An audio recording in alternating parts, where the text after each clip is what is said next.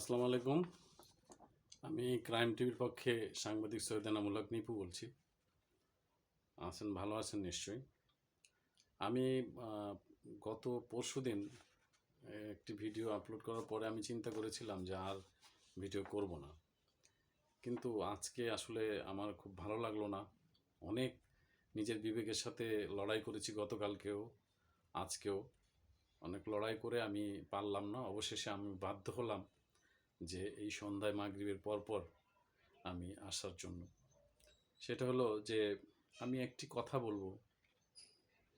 নতুন অন্তর্বর্তী সরকার হয়েছে, সেই সরকারের যে উপদেষ্টারা, এই সরকারটা একটি কথা আপনি মনে রাখবেন, এই সরকার কিন্তু অসাংবিধানিক।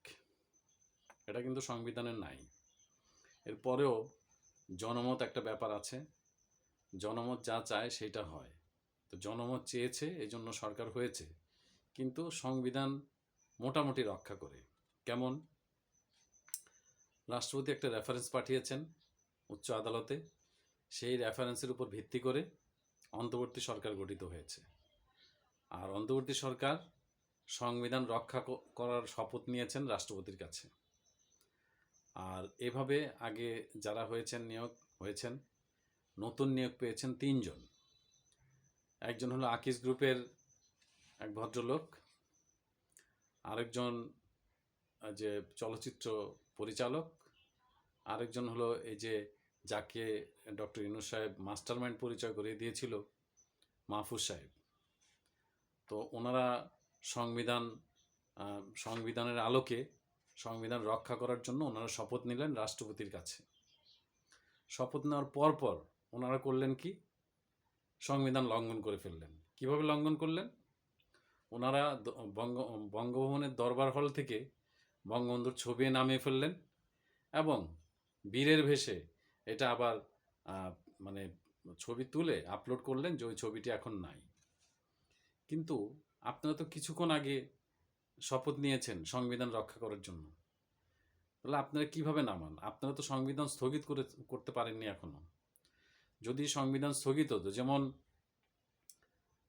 প্রয়াত রাষ্ট্রপতি জিয়াউর রহমান সাহেব, তিনি সংবিধান স্থগিত করেছিল, তারপরে তার কার্যক্রম পরবর্তী সংসদে তিনি করেছিল যা করেছে।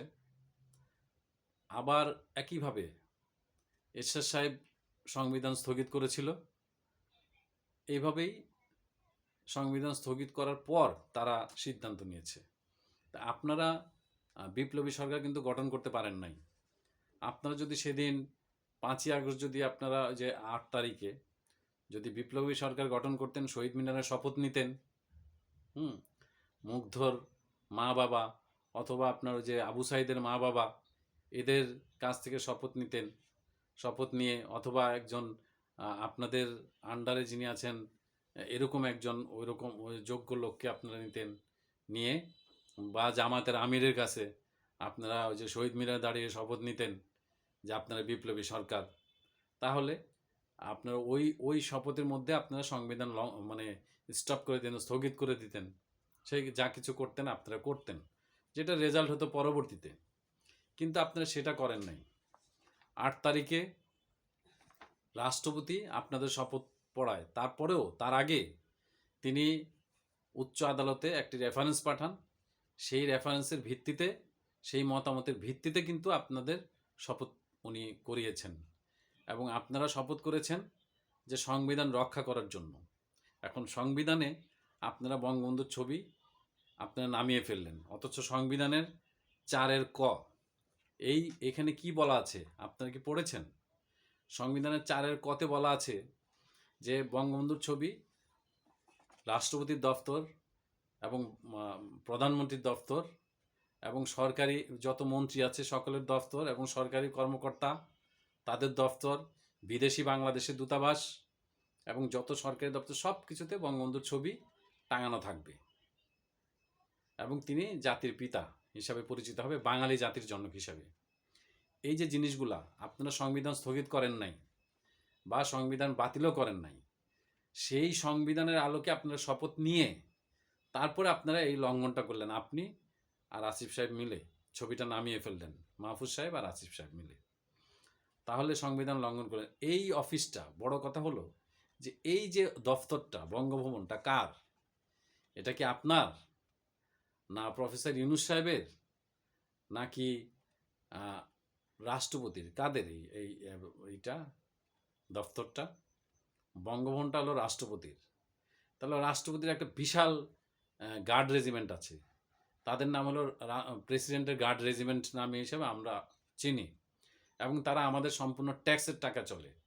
তারা কিভাবে, মানে তারা কি গার্ড দিল যে বঙ্গভবনের দরবার হল থেকে নামিয়ে ফেলে? ওখানে কোনো প্রশাসন নাই, কিভাবে নামালো?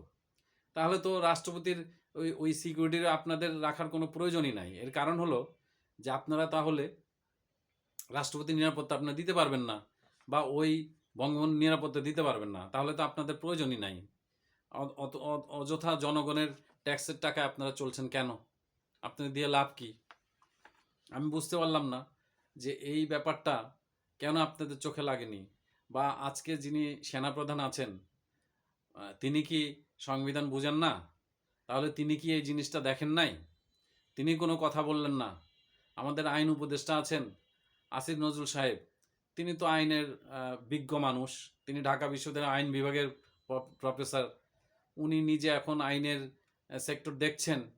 তাহলে উনি কি ওদের বলেন নাই যে এই জিনিসটা এখন করা যাবে না, হয় সংবিধান স্থগিত করতে হবে, না হয় সংবিধান মানে বাতিল করতে হবে, তারপর তার ছবির সাথে যুদ্ধ করব।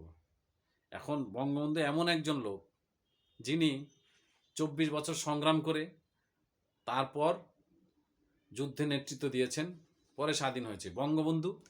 বঙ্গবন্ধুর সাথে কিন্তু আপনার এই যে 15 বছরের আওয়ামী লীগকে আপনি মিলালে হবে না, কারণ বঙ্গবন্ধুই।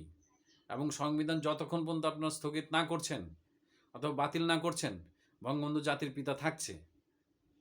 আর 71-এর যে মানসিকতা, সেটা আপনারা বদলাতে পারবেন না।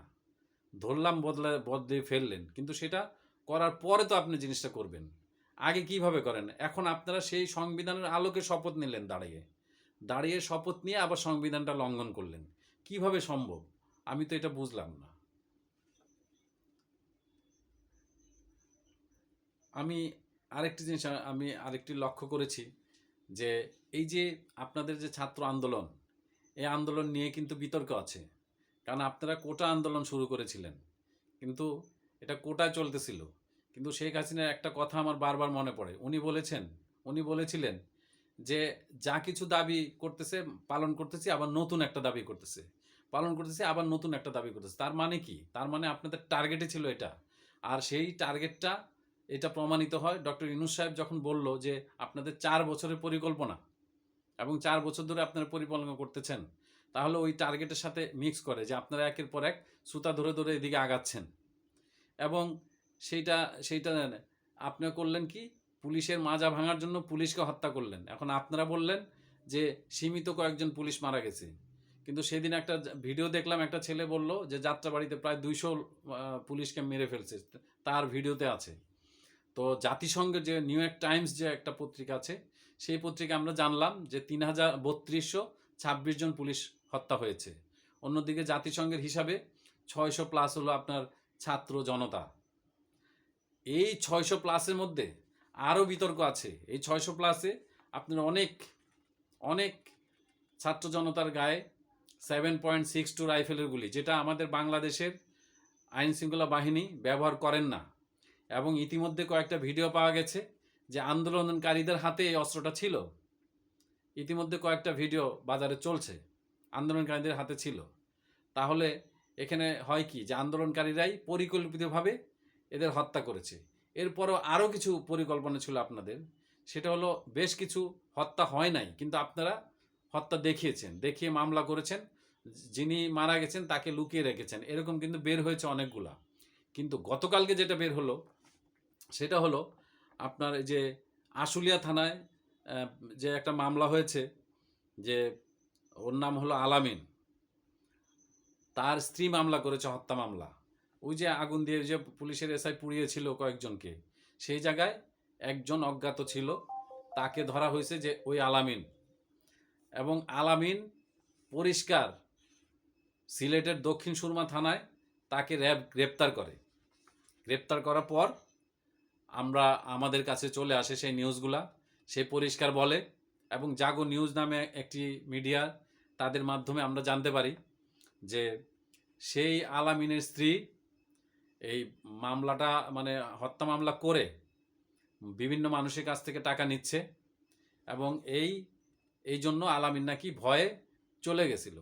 আসলে এটা আলামিন ভয়ে যায় নাই। আপনি পুলিশ যখন তদন্ত করবে পেয়ে যাবে যে এটা ভয়ে যায় নাই, এটা তাকে সরিয়ে দেওয়া হয়েছিল।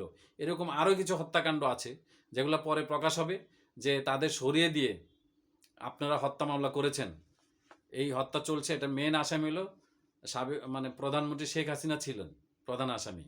তো একটা আসামি প্রধানমন্ত্রী আসামি, অথচ লোকটা আসলে মারা যায়নি। হ্যাঁ, তাহলে জিনিসটা কেমন হলো? এই ধরনের আরও কিছু আপনাদের বের হয়ে আসবে ধীরে ধীরে। আর আপনারা অন্যদিকে সংবিধান লঙ্ঘন করতেছেন। তাহলে আপনারা রাষ্ট্র পরিচালনা করবেন কি করে?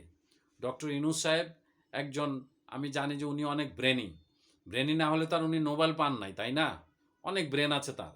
তাহলে সে কিভাবে এগুলো প্রশ্রয়টা দিবে? কারণ আইন তো আপনার সংবিধান তো স্থগিত হয়নি, আমি বারবার বলছি যে সংবিধান তো স্থগিত হয়নি। তাহলে তিনি এই প্রশ্রয়টা কিভাবে দিবে? আজকে সেই জিনিসগুলা আমরা মানে তীব্র ভাষায় এই ব্যাপারগুলা, যে সংবিধান নিয়ে শপথ করে আবার সংবিধান ভাঙা, অন্যদিকে এই যে হত্যার যে ব্যাপারগুলা, যেমন আমি আরেকটা হত্যাকাণ্ডের আমার কাছে কাগজ এসেছে। এক লোক বংশালে একটি দোকান করেন, সে ব্যবসা করেন, দীর্ঘ বছর দোকান করেন, তিনি কোনো রাজনীতির সাথে জড়িত না। 5ই আগস্টের পর 8ই আগস্টের পর তার দোকানে 2জন লোক গেছে, তারা সমন্বয়ক পরিচয় দিয়ে তার দোকানে চা নাস্তা খেতে চেয়েছে। তারা চা নাস্তা খাওয়ালো। চা নাস্তা খাওয়ানোর পর লোকগুলা তখন দাবি করলো যে আমাদের মাসে 1 লক্ষ টাকা আমাদের চাঁদা দিবা। তারা চাঁদা দিতে অস্বীকার করলো। এটা নিয়ে তাদের মধ্যে এক ধরনের স্নায়ুযুদ্ধ শুরু হলো। অবশেষে তারা বলল যে ঠিক আছে, আমরা দেখে নেবনি তোমাদের। এই দেখার কথা বলার পর ওই লোকের বিরুদ্ধে একটা হত্যা মামলা দায়ের হয়ে গেছে, যে কেপিকোসিস্টের এক ভদ্রমহিলা হত্যা মামলা দায়ের করে দিয়েছেন। এখন বাদী ওই ভদ্রলোককে চিনেই না, আর এই ভদ্রলোক জীবনে রাজনীতিই করে নাই, সে শুধু ব্যবসা করে। তার বিরুদ্ধে একটা হত্যা মামলা হয়ে গেছে, এবং তাকে যুবলীগ কর্মী দেখানো হয়েছে, এবং 13 নম্বর সিরিয়ালে সেই বংশাল থানার মামলা নম্বর 8, সেই মামলায় তিনি মানে হত্যাকারী এবং হত্যা সহযোগী এই মামলাটা হয়েছে তার বিরুদ্ধে। অথচ সে জানে না বা বাদী তাকে চিনে না, এমন অবস্থা। তাহলে আপনারা এইভাবে করে করে মানুষের কাছ থেকে অর্থ আত্মসাৎ করতেছেন।